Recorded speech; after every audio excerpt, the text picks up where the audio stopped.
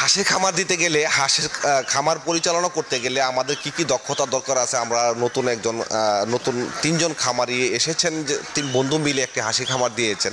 তারা নতুন হলেও তারা এই বিষয়ে কি কি জিনিস লক্ষ্য করে তারা সামনের দিকে এগিয়ে যাচ্ছেন, সেই জিনিসটি তাদের কাছে আজকে জানবো। তাহলে চলুন তাদের সাথে পরিচয় হয়ে সামনের দিকে বিস্তারিত তথ্য আপনাদেরকে জানানোর চেষ্টা করি। আর তথ্যগুলো জানানোর জন্য সাথে থাকবো আমি মোহাম্মদ রানা হামিদ।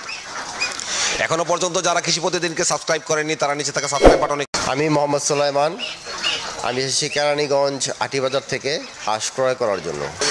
আমি জাহিদুল ইসলাম, আমি এসেছি কেরানীগঞ্জ আটিবাজার থেকে আমাদের হাঁস ক্রয়ের জন্য। আমি আমজাদুল হক, এসেছি কেরানীগঞ্জ আটিবাজার থেকে হাঁস ক্রয়ের জন্য। আমি এখন এক ভাইয়ের সাথে কথা বলছি। উনি এ পর্যন্ত কিছুটা অভিজ্ঞতা অর্জন করেছেন ইউটিউব চ্যানেল দেখে। তো সেখান থেকে উনি কি কি অভিজ্ঞতা অর্জন করেছেন সেই জিনিসটা আমি আপনাদের সামনে তুলে ধরতে চাই। ভাইয়া, আমরা যারা হাঁস পালন করছি, আপনি নতুন হলেও আপনার তো কিছুটা অভিজ্ঞতা আপনি অর্জন করতে পেরেছেন। তো সেদিক থেকে আপনি আপনার খামার পরিচালনার স্বার্থে আপনি কোন কোন জিনিসগুলি খেয়াল করেন, সেই জিনিসগুলি আমরা নতুন যারা হাঁস পালন করবে তাদের জন্য একটু হেল্পফুল হবে আপনার কথাগুলি থেকে একটু যদি বলতেন। এটা বেসিক্যালি সবচেয়ে ভালো হচ্ছে, আমরা যেহেতু ঢাকা শহরের ভিতরে করি, ওখানে আমরা খাল বিলটা খুব কম পাই বা ওপেন স্পেসটা কম আমাদের পানি, সেহেতু পানির প্রয়োজনটা সবচেয়ে বেশি হাঁসের জন্য। এটা আমরা ছোট পুকুর কেটে করতে পারি কাছে, বা একটা চৌবাচ্চা রাখলাম যেখানে হাঁসগুলো অন্তত গোসল করতে পারছে, সেরকম স্পেস থাকা অতীব জরুরি দরকার। কারণ হাঁসের দরকারটা পানিতে নামবে, খাওয়ার পরে তারা পানি দরকার তার সবচেয়ে বেশি। আর একটা সবচেয়ে বড় জিনিস হলো, আমরা খামারি যারা আছি এরা অনেকে আছি যে আমরা মানুষের উপর ডিপেন্ড করি, কিন্তু সেই জিনিসটা না করে আমাদের উচিত যে একটা কিছু সময় সপ্তাহে অন্তত 2টা দিন অবজার্ভ করা উচিত যে হাঁসগুলো কি ঠিকমতো খাচ্ছে কিনা বা ঠিকমতো চলছে কিনা বা ঝিমাচ্ছে কিনা। এই জিনিসগুলো সবচেয়ে বেশি দরকার আমাদের মনিটরিংটা করা। মনিটরিং যদি আমরা না করি অথবা একটি হাঁসের মধ্যে সমস্যা তৈরি হলো অনেকগুলো হাঁসের মধ্যে, সেক্ষেত্রে আমাদের করণীয় কি? না, সেক্ষেত্রে আমাদের করণীয় সেই হাঁসটাকে আমরা সাক করে ফেলতে হবে। যেমন আমরা আমাদের খামার দিয়েই বলি যে আমরা কিছুদিন আগে একটা দেখেছি যে একটা হাঁসের মলদার দিয়ে তার নাড়ির কিছু অংশ বের হয়ে চলে আসছে। এটা যদি আমরা ভালো করে অবজার্ভ না করতাম কেউ খেয়াল করতো না।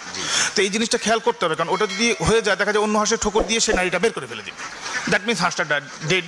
তো এইভাবে হাঁসগুলোকে অবজার্ভ করতে হয়, মনিটরিংটা করতে হয় আমাদের, এটা খুবই জরুরি দরকার।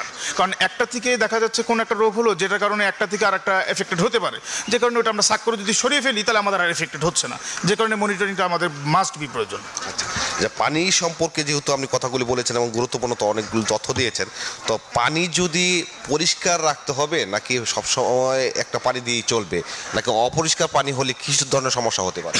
না, অপরিষ্কার পানি হলে হয় কি আপনার হাঁসের রোগ হইতে পারে। যে সবসময় চেঞ্জ করতে হবে এমন কিছু না, আবদ্ধ অবস্থা আছে পানি, হয়তো আপনি 1 সপ্তাহ পরে চেঞ্জ করলেন। আপনার পানির ডিপ তো ওখানে আপনার 6 ইঞ্চি বা 1 ফিট ধরেন 12 ইঞ্চি রাখলেই আপনার এনাফ। ওই পানিটা হয়তো আপনি দেখলেই বুঝতে পারবেন যে পানিটা ময়লা হচ্ছে কিনা।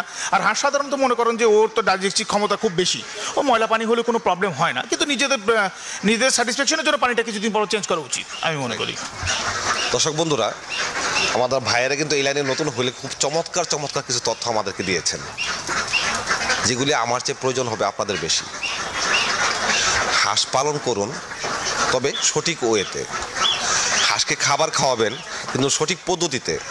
হাঁসকে খাবার ছাড়াও রোগবালাই সম্বন্ধে যদি আপনাকে বুঝতে হয়, তাহলে আপনি আপনার নিকটস্থ আপনি বাংলাদেশের যে কোনো প্রাণী সম্পদ অফিসে যেতে পারেন। তবে আমি আরেকটা কথা বলে রাখি, আপনি বাংলাদেশের যে কোনো উপজেলায় বসবাস করে থাকেন না, সারা বাংলাদেশে প্রত্যেকটি উপজেলায় করে একটি করে প্রাণী সম্পদ অফিস আছে। সেখানে আপনার যে কোনো প্রয়োজনে তাদের সাথে গিয়ে যোগাযোগ করুন। হাঁসের ভ্যাকসিনের সময়, যে কোনো রোগবালাইয়ের সময় কখন কোন ওষুধ খাওয়াতে হবে তাদের সাথে কথা বলতে পারেন। আর ব্যক্তিগতভাবে আপনার নিজের কিন্তু কিছুটা বিষয় জানতে হবে। যেমন এই ভাইরা নতুন হলেও অনেক পুরাতন খামারিদের মতো কথা বলেছেন।